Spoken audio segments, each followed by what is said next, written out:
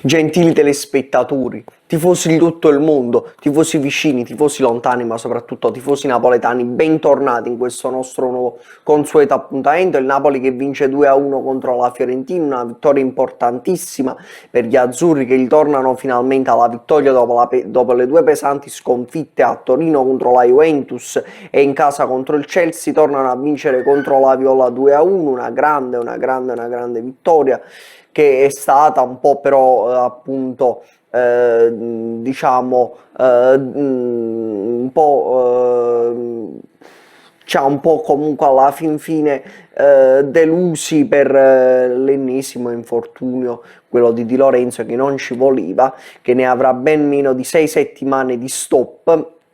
Un'assenza che non di poco, perché comunque il capitano è sempre il capitano. Di Lorenzo, è infortunato anche Mazzocchi, non abbiamo chi sostituire, quindi insomma Conte si dovrà un po' inventare una formazione tipo, e Conte diciamo che si è inventato una sorta comunque di formazione, ha schierato Guterres sulla sinistra al posto di Politano, che comunque l'ha sostituita abbastanza bene, ha segnato anche il suo primo gol in Italia Gutierrez contro la Viola, un gran bel gol di sinistra all'angolino di De Gea.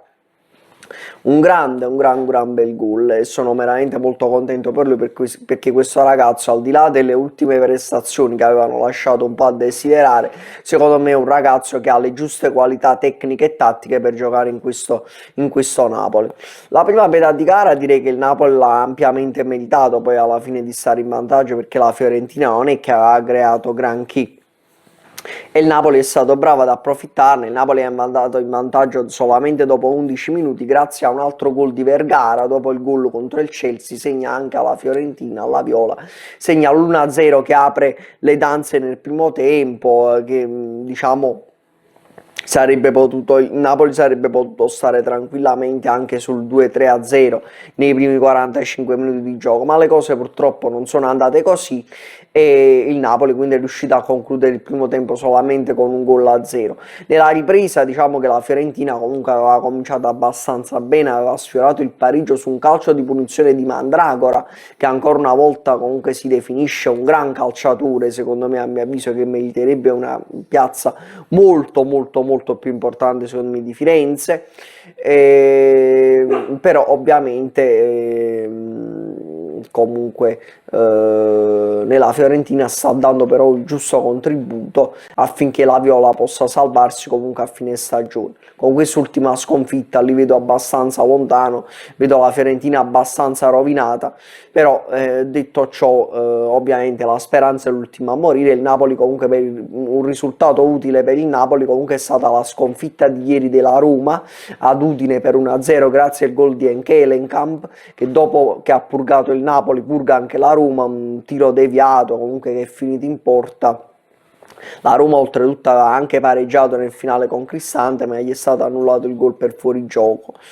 Il Napoli, come già detto nella ripresa, poi la Fiorentina sì aveva cominciato bene, però poi il Napoli è stato subito molto bravo a realizzare il secondo gol, che comunque ha un po' impedito alla Fiorentina di metterci sotto pressione. Però come al solito, quando siamo nel momento che sembra che abbiamo in pugno la gara e abbiamo chiuso la partita, prendiamo il gol che ci torna diciamo a far stare in ansia. Solomone ha segnato il gol del 2-1 a causa di una grande giocata di Dodò, ma anche un grande errore del nostro centrocampo, che in quel momento ha letteralmente dormito. Lobotka e compagni lì si sono addormentati e la Fiorentina è rientrata in gara e ci ha fatto soffrire poi fino al 90esimo,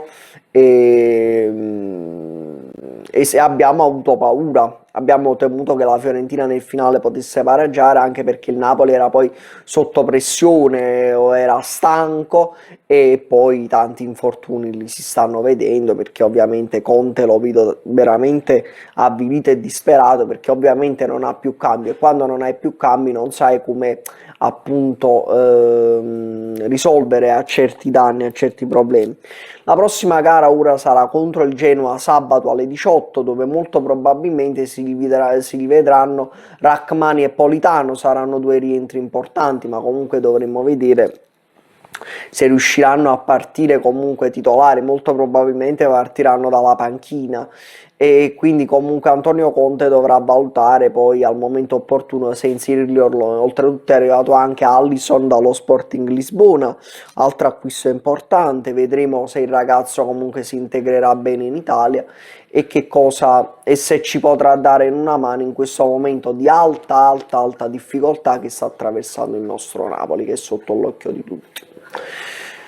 E detto ciò, arbitraggio, direi che comunque tutto sommato è stato un arbitraggio a posto, non ci sono stati interventi maldestri, però secondo me, a mio avviso, l'intervento, quello su Vergara, secondo me il cartellino giallo è stato un po' poco. Secondo me la penna avrebbe dovuto prendere qualche provvedimento in più, anche perché Vergara ha perso anche molto sangue dal naso, questo c'è da dirlo. Io a volte mi chiedo, ma perché il VAR non interviene su certe dinamiche?